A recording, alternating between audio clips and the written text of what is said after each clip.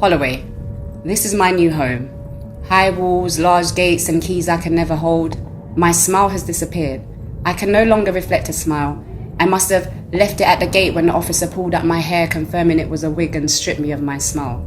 It was zipped away in a bag and would be returned to me on release, because in here, there is only pain and anger. This must be where you come to die. It felt like I had been buried, but no funeral was held in my memory, so my spirit was left to linger, floating around in limbo before I finally got to hell. I'm asked to fill out a form for the meal I'd eat the next day, but when feeding time comes, there's no meal for me. Instead, I'm reminded that this isn't a hotel, so the other me speaks out on our behalf. If I paid to stay in a hotel and was brought here, I would ask for my money back. Silly spirit girl, don't you know that straight red pen to our file? I hear a knock at my cell door. I found this weird since I couldn't actually open the door to let anyone in. You're being shipped off to Morton Hall. Make sure you packed all your belongings by morning. That's a foreign national prison, miss. I'm British, miss. I don't need to go there, miss. 11-year-old me cries out for help and the floods return with no warning. It's either there or the block for refusing orders, and with the salam of the flap, the conversation was over.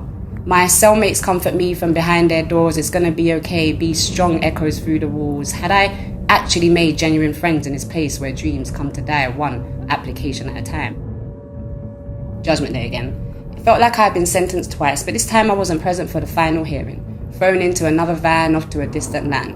Call me superstitious, but I knew something was wrong. What kind of prison has sofas sitting on carpet and magazines for the criminals to enjoy? What were they buttering us up for? A great feast with fresh foreign national meat, of this I was sure. I see a familiar face from my time in Holloway in the dining hall, but I can't say hello yet. Newbies sit together until after induction. Game face, Brenda. The other me reminds me to fix up and look sharp.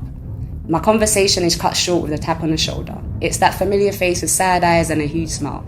We hug, and with one whisper my fears of this place come to light. Be careful what you sign here. And as if nothing was said, now talking at full tone, I'm happy to see you here. Meet me at the benches for a chat, yeah? It's like I had come full circle. The faces I thought had been snatched in the middle of the night from Holloway had been found. No longer missing pieces to my prison puzzle. It was all coming together, and I was about to find out exactly what made up the final image. My documents are all wrong here. They've missed out my VOTL and HDC dates. Here I'm a foreign national, so I wasn't allowed to have weekend release or the possibility of tag. Those privileges were for British inmates. Instead, my dates were replaced with an early removal date, something I had not yet heard of. Just sign the paperwork, and if the dates are wrong, we'll fix it closer to the dates. I'm advised by an officer. Be careful what you sign here. Be careful what you sign here.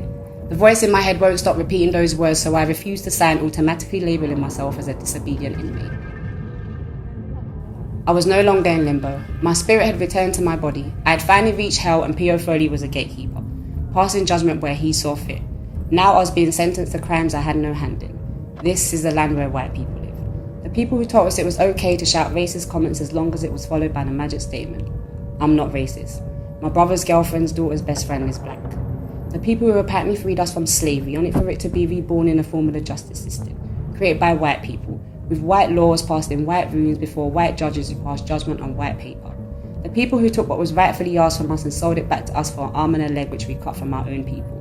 And for so many years I've been committing crimes unknown to me. The crime of being black, and the sentence was deportation.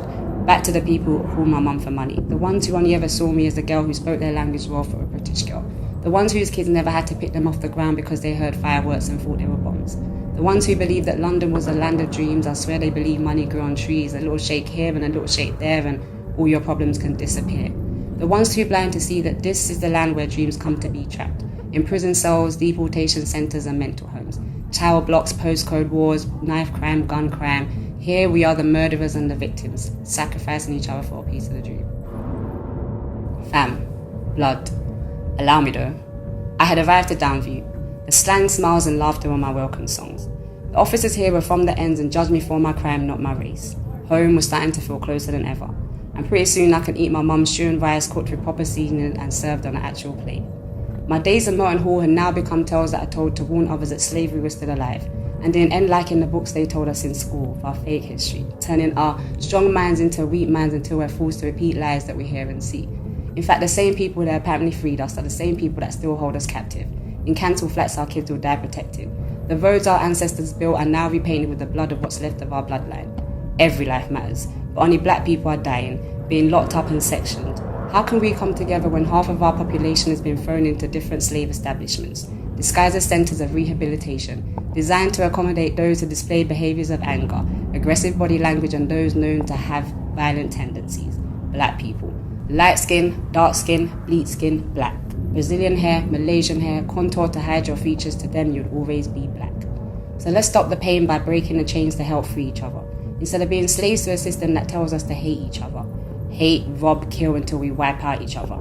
I am born, not given a choice to be born, just born. Shot out of my seed coat for my leaves to grow. Yet again not given a choice of which part of the earth I will grow. From baby to toddler, from toddler to child, and so on. Now imagine that child is you. I am Unchained.